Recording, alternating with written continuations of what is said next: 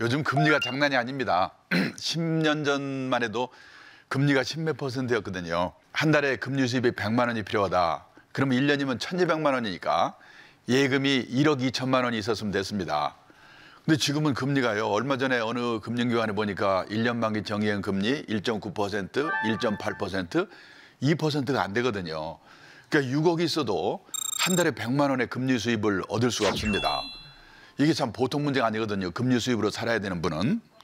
그러면요, 부동산이라도 좀 좋으면 좋겠는데 부동산도 사실은 좀 전망이 이렇게 별로 좋지 않은 것 같아요. 우선 우리나라의 문제가 뭐냐면 갖고 있는 그 재산의 대부분이 부동산입니다. 여기 오신 분들도요, 오늘 집에 가셔가지고 재산 목록 한번 만들어 보세요. 우리 집에 부동산과 금융자산 뭐가 있는가. 그리고 시가를 한번 계산해 보세요. 물론 이제 그 계산할 때 혹시 비자금 갑존도금 뽀록 나면 안 되니까 그거는 뭐 조심해야 되지만은, 만들어 놓고 보면요, 우리나라는 75% 정도가 부동산인데 60대 이상의 가정을 보면요 85%가 부동산입니다. 그러니까 부동산에 뭐랄까요, 몰빵돼 있다. 집에 깔고 죽는다고 그러잖아요. 그런데 거기 밑에 보시면은 미국, 일본 같은 선진국은요, 금융자산의 비율이 부동산의 2배 가까이 됩니다. 우리나라와 반대거든요. 자, 여기 보면요, 이 집에 대한 수요를 한번 생각해 봐야 되는데 이 장기 수요는 출산율과 관계가 있습니다. 여기 보시면 우리나라 베이비붐 세대가요, 1955년에서 63년 6.25 이후에 이제 전쟁 나갔다가 오랜만에 돌아와서 이제 만나니까 많이 난 거거든요. 이 55년에서 63년이 우리나라 전국의 전기 보급률이 20%가 안 됐어요.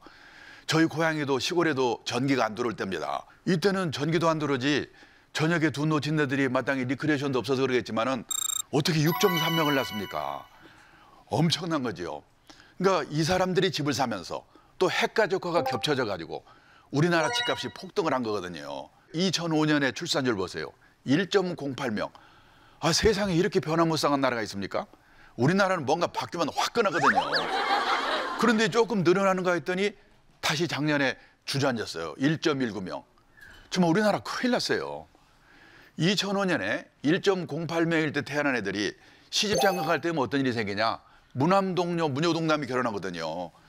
아무리 집이 없다지만 양가에 한 집은 있겠지요.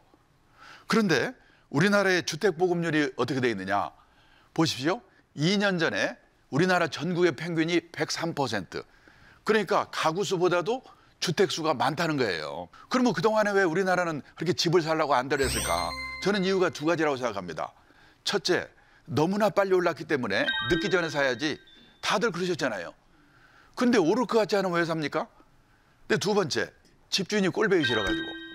저도 옛날에 젊을 때 세주 못 내려고 그러면요, 집주인이 물어보는 거 있잖아요. 식구 몇 명이에요?